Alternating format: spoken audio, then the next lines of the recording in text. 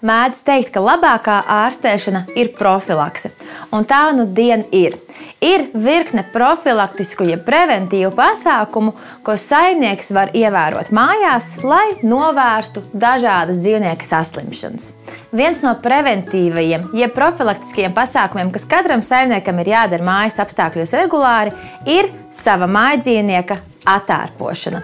Ir pieejamas gan tabletes, gan šķīdumi, gan pastas un pat uz ādas lietojami līdzekļi, kas mājdzīvnieku atbrīvos no zarnu parazītiem. Un tas ir jādara 2 līdz pat 4 reizes gadā, atkarībā no dzīvnieka vecuma, dzīves paradumiem, ārā iešanas un diētas. Nākamais profilaktiskais pasākums, ko saimnieki var un ko vajadzētu veikt mājas apstākļos, ir sava mājdzīvnieka apstrāde pret ārējiem parazītiem, blusām un ērcēm, un veterinārijās klīnikās un aptiekās ir nopērkami atbilstoši sugai un dzīvnieka svaram paredzēti līdzeklīši, ko visbiežāk lietojam uz ādas, vai arī tablešu formātā, vai kā kakla siksniņas.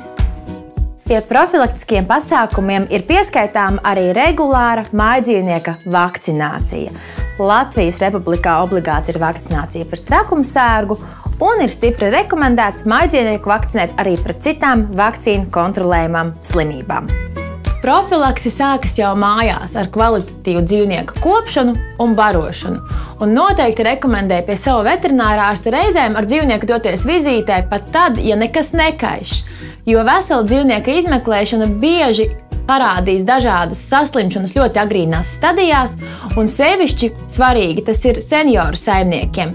Kaķiem un suņiem pēc 8 gadu vecuma es noteikti reizi gadā ieteiktu veikt arī asins analīzes, jo daudzas slimības mēs varam diagnosticēt vēl pirms ir parādījušies tie simptomi ikdienā.